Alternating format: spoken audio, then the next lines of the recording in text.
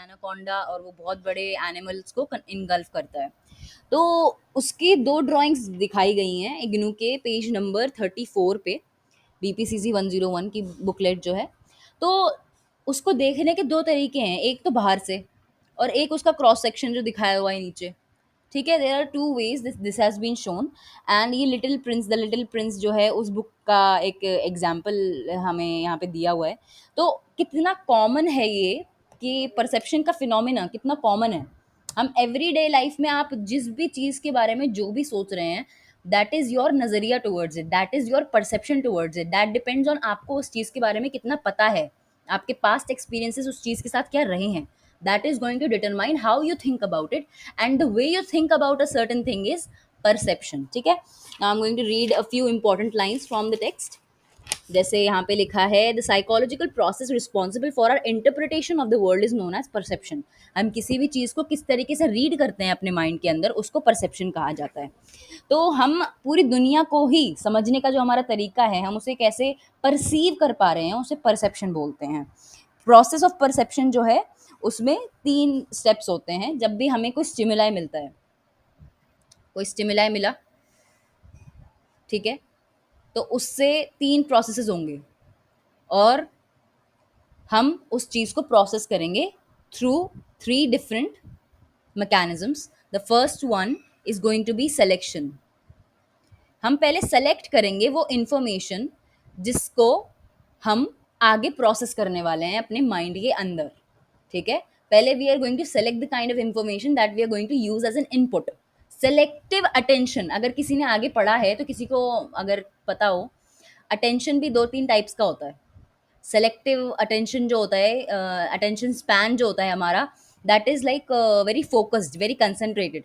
हम हर चीज़, किसी भी एनवायरनमेंट में बैठे हों, हम हर चीज़ पे फोकस नहीं करते हैं एक टाइम पे। हम कुछ सेलेक्टेड इनपुट पे ही फोकस करते हैं, and that is why this is selection, selection of the inward stimuli. क्योंकि आप किसी भी मोमेंट पे कहीं भी बैठे होंगे तो आपके ब्रेन के पास इन्यूमरेबल नंबर ऑफ स्टिमुलाई आते हैं। ठीक है, मान लीजिए आप अभी पढ़ रहे हैं, मेरे साथ बैठे हुए हैं, तो आपको बहुत सारी चीज़ें अफेक्ट कर रही होंगी। मे बी आप जहाँ बैठे हैं उस सीट की कैसी फीलिंग है, आपके हाथ में पेन है, आपके सामने स्क्रीन है, हवा चल रही है, गर्मी लग रही है। All of these stimuli, what are they are just information from around your surroundings, from your environment. And आपका जो परसेप्शन है वो किस पे डिपेंड करेगा कि आपने in all of these inputs, इन सब इनपुट्स में से किसको सेलेक्ट किया है और आप उन पे अपना अटेंशन फोकस कर रहे हैं। तो first thing is we select the things that we have to perceive in a certain way. ठीक है, उसके बाद हम जो इन्फॉर्मेशन हमने इकट्ठा करी है थ्रू आर सेंस ऑर्गन्स, हम उसे ऑर्गेनाइज करेंगे। फिर हम उसे ऑर्गेनाइज करते हैं। ठीक है, कि कौन से सबसे ज़्यादा इंपॉर्टेंट है, कौन से सबसे कम इंपॉर्टेंट है। इस तरीके से हम अपनी वो इन्फॉर्मेशन जो हमने परसीव करी है अपने सेंस ऑर्गन से, उसे ऑर्गेनाइज करते हैं। और लास्ट स्टेज पे हम परसेप्शन का सबसे इंपॉर्टेंट पार्ट जो कि मेन प्रोसेस है, वो है इंटरप्रिटेशन।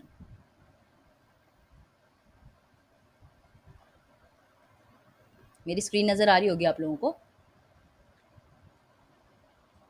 ठीक है, तो that is interpretation.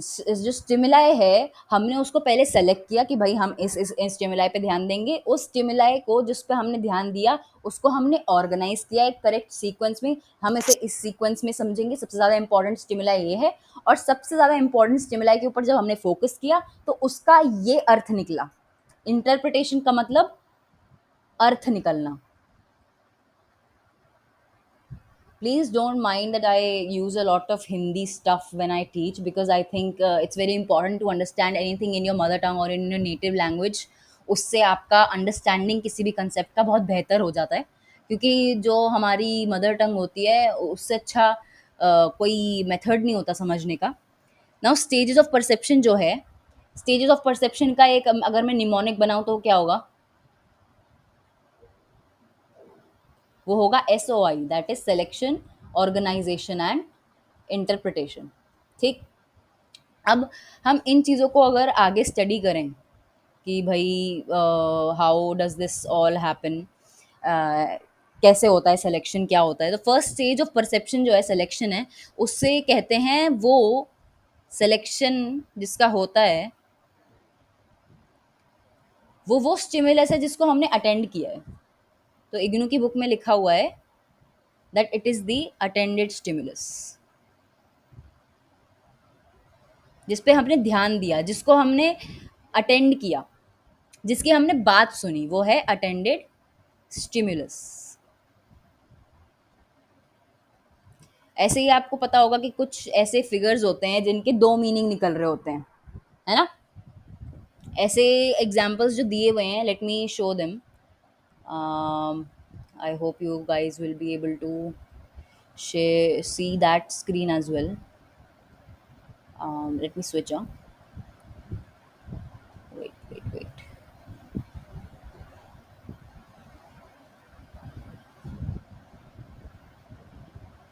Okay, the file is not here. Wait, I'll just share that info on.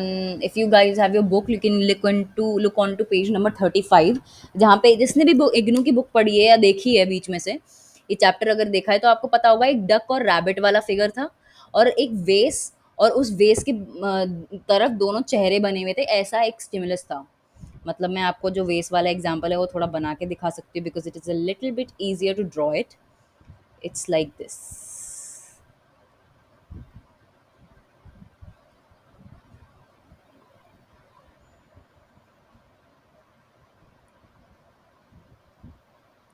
Please don't mind, मेरी ड्राइंग ज़्यादा खास नहीं है, ठीक है? This is all shaded. तो ये पार्ट जो है, ये एक वेस है, और यहाँ पे एक फेस बन रहा है, और इधर भी एक फेस बन रहा है, ठीक है? ये है। तो आपने अगर इस ब्लैक वाले एरिया पे ध्यान दिया है, तो आपने क्या किया है, एक पर्टिकुलर स्टिमुलस जो है, ये वाला इमेज, उस पे आपने ध्यान दिया है, और आपको एक दूसरा रिजल्ट मिला, क्या कि ये वेस है। और अगर आपने इन दोनों चेहरों के आउटलाइन पे ध्यान दिया है, तो आपको बस दो चेहरे दिखेंगे, फिर आपको वेस नहीं दिखेगा, वो गायब हो जाएगा। इसको हम जेस्टाल्ट में भी कनेक्ट कर पाएंगे लेटर ऑन, ठीक है? तो उसके बाद आता है हमारा सिलेक्शन। के बाद सिलेक्शन आपको समझ में आ गया होगा, अटेंडेड स्टिमुलस, जिसको हम अटेंड कर रहे हैं, जिसको हम समझ रहे हैं, जिस पे हमारा फोकस है, ठीक है? अब अब हम आगे देखेंगे कि ऑर्गेनाइजेशन क्या होता है। पहले हमने सेलेक्ट किया, स्टिमुलस देख लिया कि हमें कौन सा चाहिए था, इसके ऊपर ध्यान देना था। अब उस इंफॉर्मेशन को ऑर्गेनाइज करेंगे, ठीक है? तो ऑर्गेनाइजेशन जो है उसमें एक मीनिंग निकालना होता है। इसका मतलब होता है कि उसमें क्या मीनिंग है, उसका अर्थ क्या है, उसमें क्या कुछ ऐसा मिल रहा है जिससे मेरा कोई प्रॉब्लम सॉल्व हो रहा हो, या उसका कोई ऐसी चीज़ हो उसके अंदर जो मैंने पहले कहीं देखी है या सुनी है, राइट? हमारे पास्ट एक्सपीरियंसेस से अपनी करंट चीज़ों को कनेक्ट करने की बहुत यूनिक टेंडेंसी होती है ह्यूमंस में। It's very common, and that is how we learn. Learning भी एक एक्सपीरियंसेस वाली ही चीज़ है। तो the process occurs unconsciously. Many principles have been proposed to explain the process of organization, और वो हम आगे जेस्टाल्ट प्रिंसिपल्स में ऑर्गेनाइजेशन स्टडी करेंगे कि ये कैसे होता है, उसकी अच्छी खासी थ्योरी है। और फिर हम आते हैं इंटरप्रिटेशन पे। हमने देख लिया कि ऑर्गेनाइजेशन से हम एक मीनिंग निकालने की कोशिश करते हैं, और लास्टली हम इंटरप्रिटेशन पे आते हैं। इंटरप्रिटेशन में हम मीनिंग निकालने की कोशिश करने के बाद फाइनली उसका जो फाइनल रिजल्ट आया है उस मीनिंग का, कि भाई इसका ये मतलब है, वो हमारा परसेप्शन होता है किसी भी चीज़ के बारे में। मान लीजिए बहुत common example, if we take, कि किसी ने मुझे बोला गुड जॉब, ठीक है? अगर मैंने ये सोचा अपने दिमाग में, पहले मैंने इन्फॉर्मेशन जो मुझे उस टाइम इकट्ठा करनी थी, वो थी उसकी वर्बल सेंटेंस की, ठीक है? Good job. उस टाइम मेरे पास बहुत सारे स्टिमुलस आ रहे होंगे, मैं जहाँ खड़ी हूँ, मैंने जो कपड़े पहने हैं उनका मेरी बॉडी पे फ़ील, मेरा चश्मा, मेरे को ठंड लग रही है, गर्मी लग रही है, बहुत सारे स्टिमुलाई है मेरे पास। उसमें से मैंने सेलेक्ट किया stimuli, the voice I am hearing. Voice में क्या बोला गया था मुझे? Good job. जो गुड जॉब मुझे बोला गया है, उस पे मैंने उसे ऑर्गेनाइज़ किया, उसका मीनिंग निकालने की कोशिश की। Good job is a sentence अपने दिमाग में, एंड इसका ये मतलब हो सकता है। जितने सारे ऑप्शंस आए वो मैंने ऑर्गेनाइजेशन में ऑर्गेनाइज कर लिए, और उसके बाद जो टॉप पे रिजल्ट आया ना वो इंटरप्रेट किया कर लिया मैंने।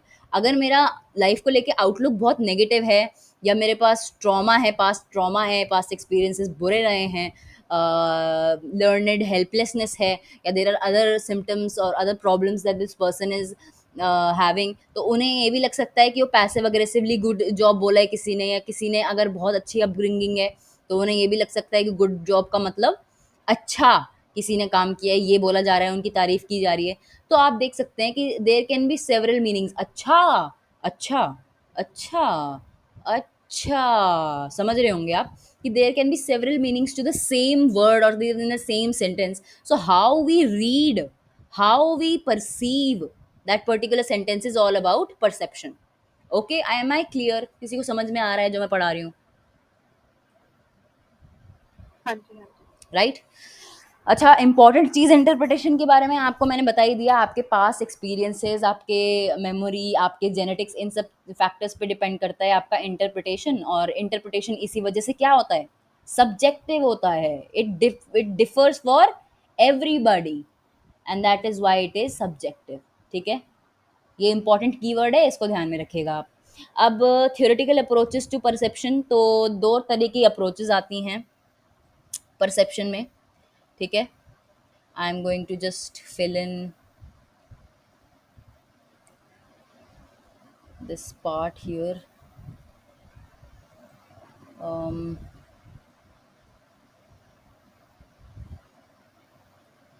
अरे राम,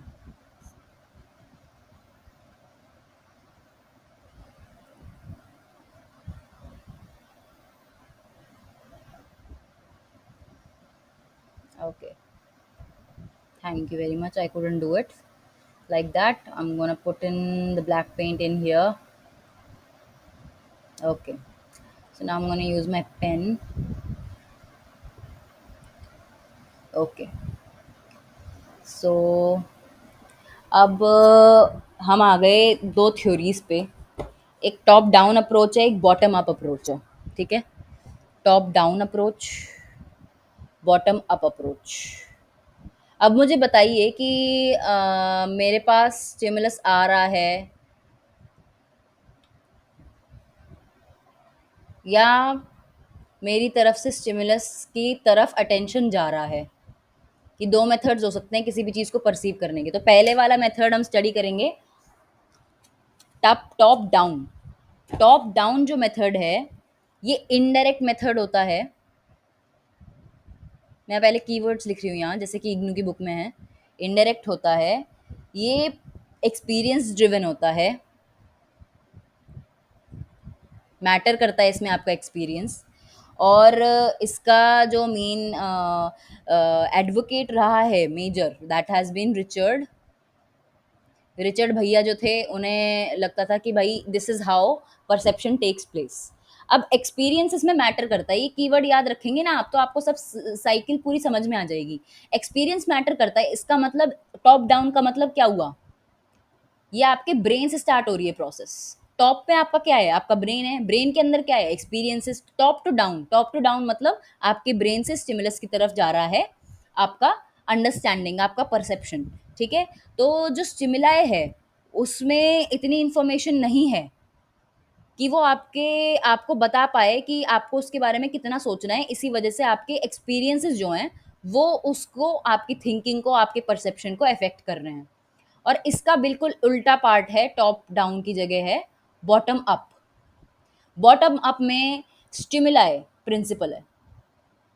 स्टिमुलाई जो है यहाँ पे प्रिंसिपल है। स्टिमुलाई कहता है कि भाई मैं हूँ बराबर सबके लिए, मेरे अंदर सारी इन्फॉर्मेशन है, तुम्हारा एक्सपीरियंस काफ़ी नहीं है बताने के लिए कि तुम किस चीज़ को कैसे परसीव करोगे, मैं हूँ मेन चौधरी।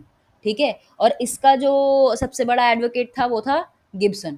तो गिब्सन भैया कहते थे this is how it happens. उन्हें ये बॉटम अप वाला सिस्टम बहुत पसंद था। वो कहते थे कि स्टिमुलाई जो है वो सेल्फ सफिशिएंट होता है, उसके अंदर जो इन्फॉर्मेशन होती है वो काफ़ी होती है, हमारे एक्सपीरियंसेस का इतना लेना देना नहीं होता हमारे परसेप्शन से। ठीक है, और ये डायरेक्ट होता है।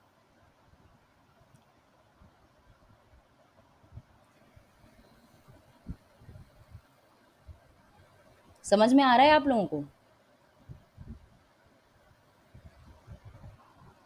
Anybody if they would like to कि आंसर? इसकी मैम कोई रियल लाइफ एग्जांपल बताना, ये टॉप हाँ, डाउन और बॉटम अप की। एक्चुअली मैं आपको बताती हूँ, ये दोनों थ्योरीज़ हैं, ठीक है? They have just been theoretical approaches, that means कि ये दोनों तरीके ही जो हैं, ये सही हैं। आप किसी भी चीज़ को अगर सेट करना चाहें, परसीव करना चाहें, तो आप उसे टॉप डाउन के थ्योरेटिकल एस्पेक्ट में भी करेक्ट साबित कर सकते हैं और उसको बॉटम अप में भी करेक्ट साबित कर सकते हैं। समझ रहे हैं आप मेरी बात? ये दोनों ही थ्योरीज़ करेक्ट हैं। That is why we are studying them. ऐसा नहीं है कि इनमें से कोई एक इनकरेक्ट है।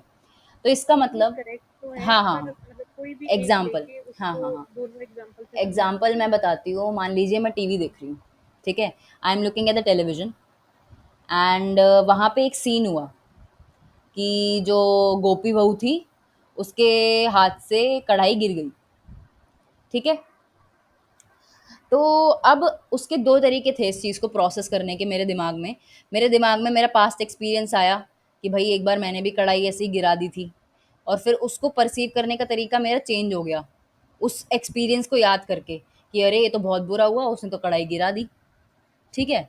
दूसरा तरीका इसके बारे में सोचने का ये है कि उसने कढ़ाई गिराई, स्टिमुलस में काफ़ी इन्फॉर्मेशन थी, स्टिमुलस में काफ़ी इन्फॉर्मेशन थी कि मुझे कढ़ाई गिरती हुई दिखी, बस इसका वही मतलब है कि कढ़ाई गिर रही है। ऑटोमेटिकली मेरे ब्रेन तक ये बात पहुंची। ब्रेन ने बोला अरे तुम्हारे साथ भी एक बार ऐसे ही हुआ था, तुमने भी कढ़ाई गिराई थी, पास्ट एक्सपीरियंस याद आ गया। तो एक चीज़ में नीचे से ऊपर जा रही है प्रोसेस और एक जगह पे ऊपर से नीचे जा रही है प्रोसेस, लेकिन काम सेम हो रहा है। आपका परसेप्शन आके वहीं रुक रहा है, कहाँ? आपके ब्रेन पे। एक मिड पॉइंट हिट कर रही है दोनों थ्योरीज। आप समझ गए मेरी बात? हाँ जी, गोपी बहू वाला एग्जाम्पल समझ में आ गया? हाँ जी, हाँ जी। Very good, very good.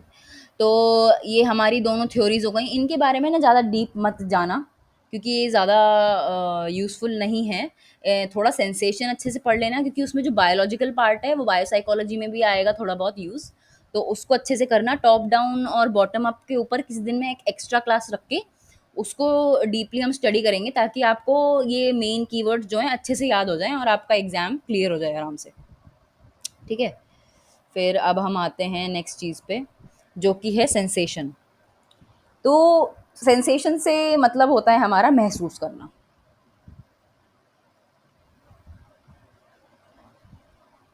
ठीक है? सेंसेशन से मतलब होता है हमारा महसूस करना। जब भी हम किसी चीज़ को महसूस करते हैं, तो वो 3 तरीके से महसूस कर पाते हैं हम, 3 प्रोसेसेस होते हैं महसूस करने में भी। महसूस करना ही इतना बड़ा प्रोसेस है, देखिए हमें पता ही नहीं चलता, ऑल ऑफ दीज़ थिंग्स। सबसे पहला चीज़ जो होता है वो है हमने रिसीव किया। रिसीव किया किसको? स्टिमुलस को। स्टिमुलस को क्यों? क्योंकि उसी तो परसीव करना है, उसी तो रिसीव करना है। अगर हमने स्टिमुलस को रिसीव ही नहीं किया, तो हम उसे परसीव कैसे करेंगे? है ना? तो जो स्टिमुलस है उसको हमने रिसीव किया, हमने उसको पकड़ा, हमारे पास आया स्टिमुलस। स्टिमुलस जैसे ही हमने रिसीव किया, उसके बाद उसका ट्रांसडक्शन होने लग गया।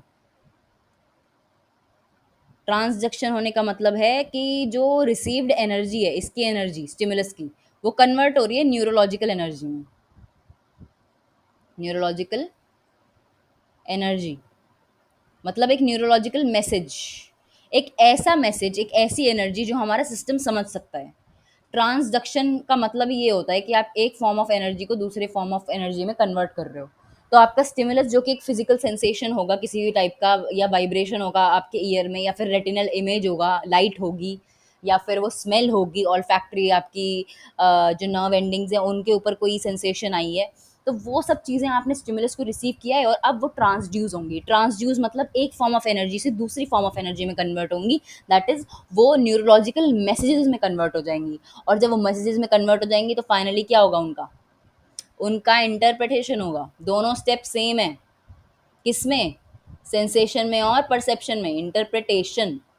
ऑलराइट? इंटरप्रिटेशन होगा फिर उसका। और इंटरप्रिटेशन में आपका आपका जो एनर्जी आया है अभी अभी, न्यूरोलॉजिकल एनर्जी पूरे सिस्टम से पास ऑन होके, उसका एग्जांपल मैं दे देती हूँ आपको यहाँ पे। वो उसका जो मीनिंग निकला है वो आपका इंटरप्रिटेशन है, मीनिंगफुल रिजल्ट। ऑलराइट, तो इसका एक एग्जांपल, मैं गोपी बहू देख रही थी, टीवी चल रहा था। मेरे को सेंसेशन क्या हो रही है? मेरे रेटिना पे इमेज बन रही है, लाइट आ रही है, ठीक है? लाइट आ रही है, मेरे रेटिना पे इमेज बन रही है, मैं उसको देख रही हूँ, और मेरे रेटिना पे जैसे ही इमेज बनी, वैसे ही मेरे स्टिमुलाई मतलब रिसीव कर लिया मैंने, मेरी रेटिना पे इमेज बनी, मैंने स्टिमुलस को रिसीव कर लिया। अब वो जो लाइट एनर्जी थी वो मेरे नर्व एंडिंग्स को हिट करने के बाद एक इलेक्ट्रिक मैसेज में कन्वर्ट हो गई, जो कि मेरी नर्व समझ सकती हैं। हमारा नर्वस सिस्टम इलेक्ट्रिक एनर्जी पे काम करता है, ये आपको पता होना चाहिए। और वो जो नर्व एंडिंग्स है हमारी, वो ये मैसेज लेके गई ब्रेन पे, मेरे ब्रेन ने उसे इंटरप्रेट किया कि अरे ये तो गोपी बहू है, ये गोपी बहू कढ़ाई लेके खड़ी है। तो ये जो मैसेज आया है मेरे पास, ये इंटरप्रिटेशन है। ठीक है, आ गया समझ में?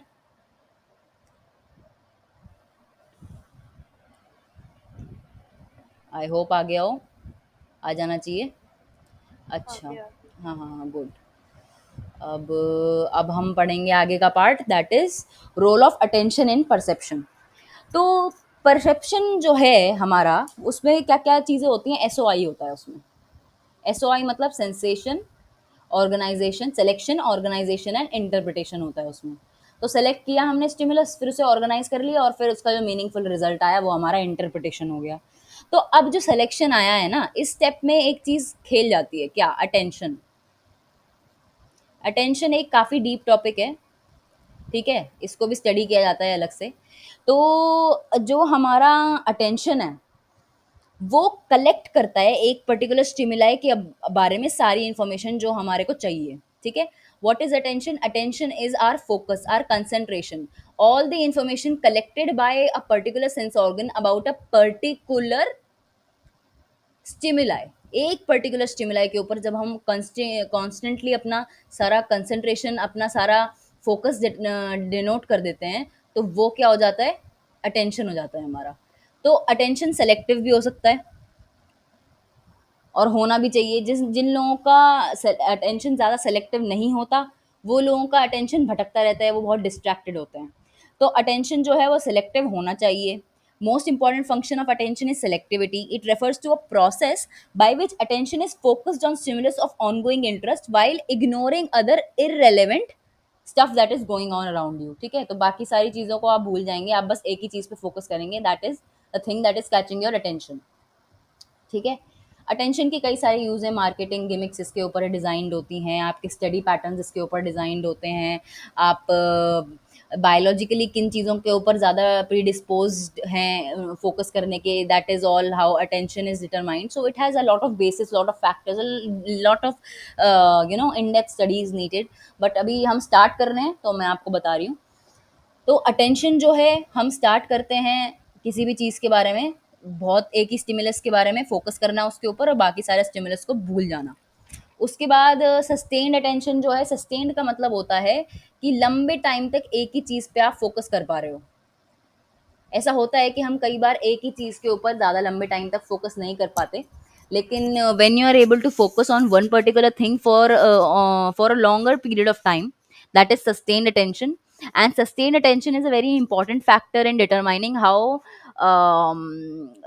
deep you are able to work, how meaningful things you can produce. क्योंकि जब आप बहुत लंबे टाइम तक एक ही चीज़ पे अपना अटेंशन देते हैं, तो जो कनेक्टिविटी होती है आपके न्यूरॉन्स की, आपके ब्रेन में जो लर्निंग पावर होती है, वो ऑटोमेटिकली इंक्रीज हो जाती है। क्योंकि वो जो गैप्स होते हैं वो normally they are not very good. अच्छा, इसका मतलब ये नहीं है कि जब आप पढ़ाई करें तो आप ब्रेक्स ना लें, ब्रेक्स लीजिए, लेकिन आपने एक चीज ऑब्जर्व की होगी कि जैसे जैसे आप पढ़ाई में अच्छे होते जाते हैं, वैसे ही आपको ब्रेक्स की जरूरत कम से कम पड़ने लगती है। तो that is how you're building your attention span. ठीक है, किसी को कोई डाउट? नहीं नहीं। क्लास में और लोग मैं हैं ही क्या? हूँ। अच्छा, सिर्फ आप ही हो? अच्छी बात है, होने भी वही लोग चाहिए जिन्हें पढ़ना है। फिर लॉज ऑफ एक्चुअली थोड़ा ऑर्गेनाइज। लेट है ना, तो हाँ हाँ हाँ हाँ हाँ, नहीं नहीं नहीं नहीं नहीं, एक्चुअली द थिंग इज कि होने वही चाहिए लोग चाहिए जो एक्चुअली अटेंशन दे पा रहे हैं अपना, है ना? अगर आप क्लास में बैठे हैं लेकिन आप थके हुए हैं, आपके अंदर एनर्जी नहीं है, आप पढ़ नहीं पा रहे हैं, तो फिर क्या फ़ायदा? आप इससे अच्छा रेस्ट लीजिए, और वो आपको ज़्यादा बेनिफिट करेगा, है ना? तो लॉज ऑफ ऑर्गेनाइजेशन आज करें, या फिर जस्ट स्टार्ट प्रिंसिपल्स कल के लिए छोड़ दें, बाकी सबके साथ करेंगे? आप देख लो, नहीं तो आपको दोबारा कराना पड़ेगा। कल ही कल करा लेना है। हाँ हाँ नहीं तो वो ठीक है। दोबारा आपको आगे पूछेंगे ना कि दोबारा करा देंगे वो। तो आपका डबल एफर्ट लगेगा फिर। हाँ, हाँ, हाँ, हाँ, okay, okay. Thanks for being आप सो कंसिडरेट। मुझे